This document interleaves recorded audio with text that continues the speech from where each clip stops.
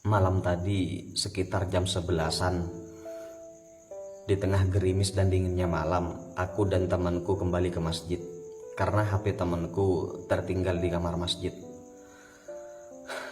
Mendekati teras, aku mendengar tangis tertahan dari seseorang yang kulihat sedang berdoa sambil memangku anaknya.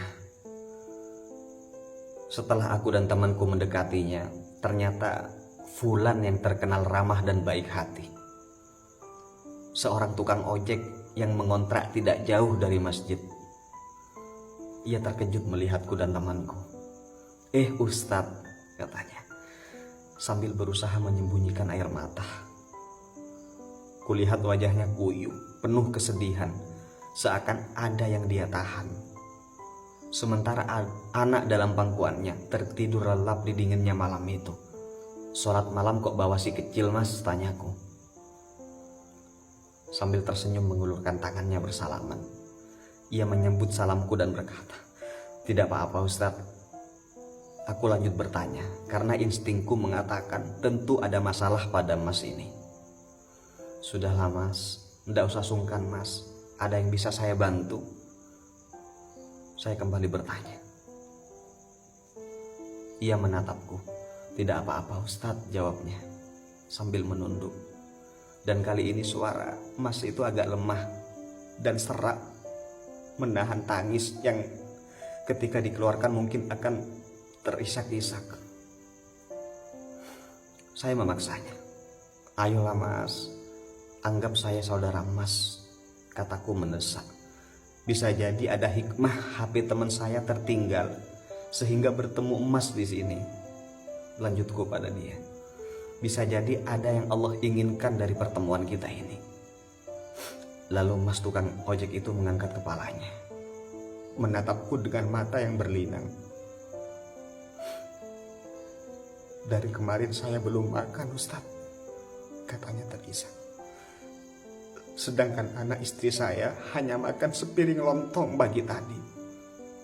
Saya sudah berusaha, namun saya malu harus meminjam ke siapa lagi. Orderan ojek pun sepi, lagian motor saya tak ada bensinnya Ustaz." Air mataku berlinang mendengar. Temanku juga menangis di sebelahku. Tenggorokanku terasa sempit, tak kuduga apa yang ia katakan seperti menamparku. Ia belum makan dari pagi. Anak istrinya hanya makan lontong, sementara pagi tadi di rumahku ada sebungkus lontong yang berlebih hingga akhirnya terbuang karena basi. Mas tukang ojek itu melanjutkan perkataannya sambil terisak. "Aku berpikir mungkin saja dengan datang ke masjid yang penuh berkah ini sebagai tamu Allah sambil membawa anak, doaku akan lebih makbul Ustaz. Aku berharap ada rezeki dari Allah untuk kami makan malam ini. Aku tak tahu harus bagaimana lagi Ustaz." Pungkas sambil menundukkan kepala, menghapus air mata. Sambil terisak, temanku pengurus masjid itu berkata, "Sungguh saya merasa sangat bersalah. Saya malu kepada Allah.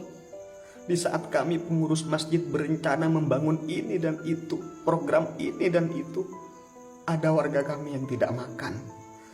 Di saat kami ingin mengganti warna cat masjid, ada bayi yang tidak bisa menyusu karena ASI ibunya kekeringan. Di saat kami punya simpanan kas ratusan juta, ada yang tidur di gelap dan dinginnya malam dalam keadaan lapar." Saudara beriman, semoga bisa menghentak sanubari kita bersama dengan kejadian ini. Ini kisah nyata. Mulai saat ini, lihatlah tetangga sekeliling kita. Mungkin di antara rezeki kita ada rezeki mereka yang Allah titipkan melewati jalan kita, melewati rezeki kita.